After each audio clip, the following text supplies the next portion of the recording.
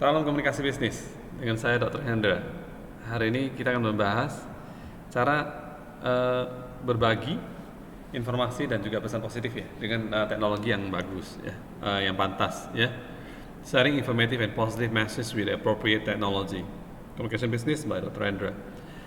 Latar belakangnya adalah pesan bisnis itu harus memenuhi kebutuhan dari pengirim dan juga bukan hanya pengirim tapi juga perusahaan di balik pengirimnya. Jadi kita perlu agak sensitif terhadap pemirsa, yaitu pembaca, pendengar maupun penonton, dan secara tepat mencerminkan topik yang sedang dibicarakan. Nah, pesan positif dan informatif itu adalah pesan yang penting sekali dalam sebuah organisasi. Saat kita ingin menyampaikan informasi di mana reaksi dasar dari penerima pesan akan netral, maka pesannya adalah informatif. Ya. Seringkali kita menyebutkan pesan-pesan tersebut langsung menyerang tidak langsung pada satu orang, dua orang. Itu bukan pesan informatif, ya. Ketika Anda menyampaikan pesan sesuai dengan maksudnya, maka itu informatif. Jika kita menyampaikan sebuah informasi di mana reaksi si penerima atau pendengar menjadi positif, maka pesannya menjadi sebuah pesan yang punya berita baik atau pesan positif. Nah, pesan tersebut bukan dengan segera meminta pendengar pemirsanya untuk melakukan apapun, dan Anda biasanya tidak ingin membangun sikap yang baik, sikap yang positif terhadap informasi yang Anda presentasikan, ya. Sehingga dalam hal tersebut, maka pesan-pesan informatif ternyata punya elemen-elemen persuasif, ya, yaitu bujuk rayu juga. Nah, bagaimana sih pesan informatif itu seperti apa dan juga positif, ya? Pesan yang positif dan informatif itu mempunyai tujuan utama. Tujuan utamanya adalah menyediakan informasi dan juga berita baik dalam cara yang positif. Dan juga mempunyai tujuan kedua, lapis kedua, ya, yaitu menciptakan citra positif terhadap akan pengirim pesan dan juga perusahaannya. Nah, apakah jenis alat komunikasi terbaru yang sedang masuk dalam bisnis-bisnis dan kantor-kantor? Sudah pasti smartphone, ya. Portable media player, alat pemain musik, ya, atau media, tablet, video conference, semuanya ini adalah membantu komunikasi bisnis. Inilah alat-alat yang memang sudah ada zaman sekarang. Kalau ditanya kapan sih dan bagaimana media komunikasi bisnis itu bisa berjalan dengan efektif, ya.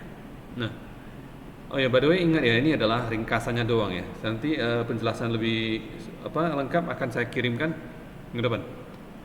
Nah, seorang komunikator yang baik itu perlu berpikir dengan baik-baik. Salah satu dari cara komunikasi yang baik, ya. Contohnya bisa saja langsung empat mata, ketemu langsung, ya, dialog langsung, percakapan. Bisa saja melalui telepon aja, bersuara, audio calling aja, ya.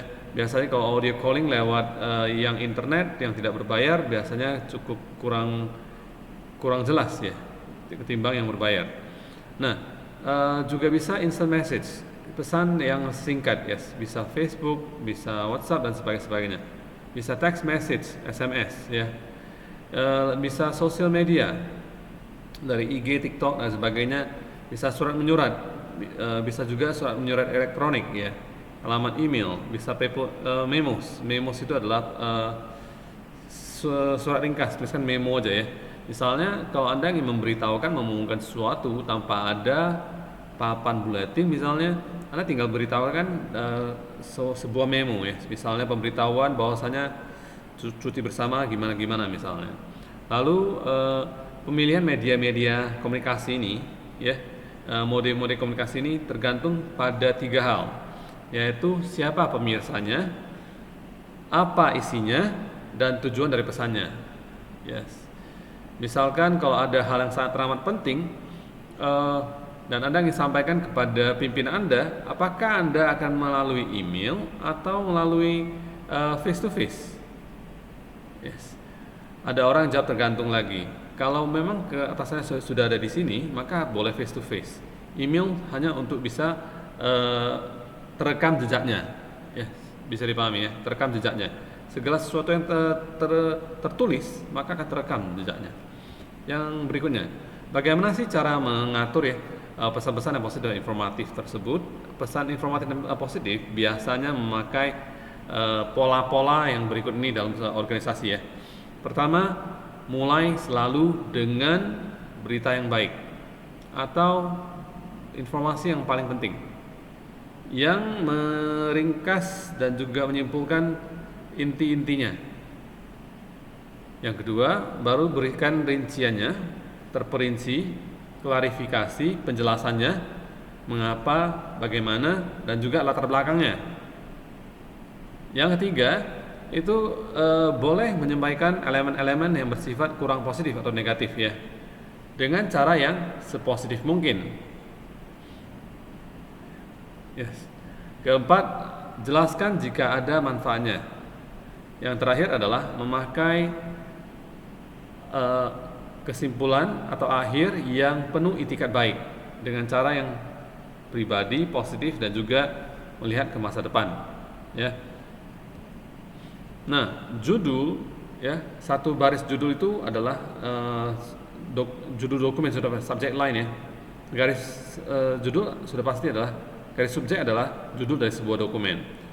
Sebuah garis subjek yang bagus itu memenuhi 3 kriteria. Ada 3 ciri-cirinya. Pertama, khusus, spesifik sekali. Ya, apa, kapan, di mana, yes. Lalu kedua, concise, tepat. Ya.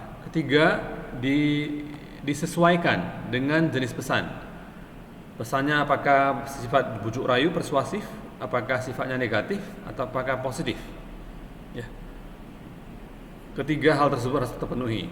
Jika Anda tidak bisa membuat judul atau subjek menjadi spesifik, ringkas, maka coba lebih khususkan diri, lebih spesifik lagi, ya. Nah, untuk garis maksudnya adalah judul subjek, ya.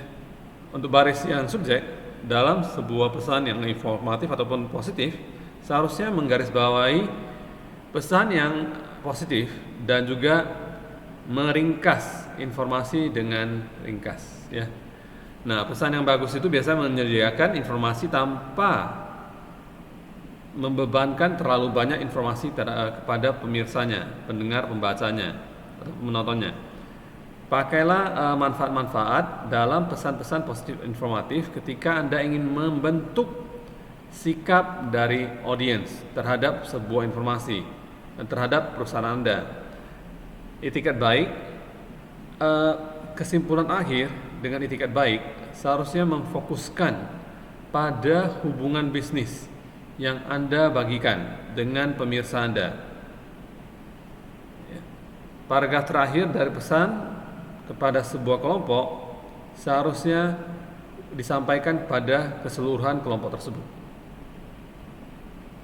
Nah, yang terakhir, capaian pembelajarannya. Bagaimana sih menciptakan dan mengarang beberapa perbedaan-perbedaan umum ya dari pesan-pesan ini, pesan-pesan positif dan informatif. Beberapa pesan-pesan positif dan informatif yang umum-umum adalah memang dokumen-dokumen dari perusahaan yang dikirimkan, ya. Misalnya dokumen ekspor, dokumen apa, dan dokumen apa. Misalnya juga ringkasan, ya. Misalnya juga surat ucapan terima kasih, ataupun sebuah umpan balik yang positif, respon positif terhadap keluhan-keluhan.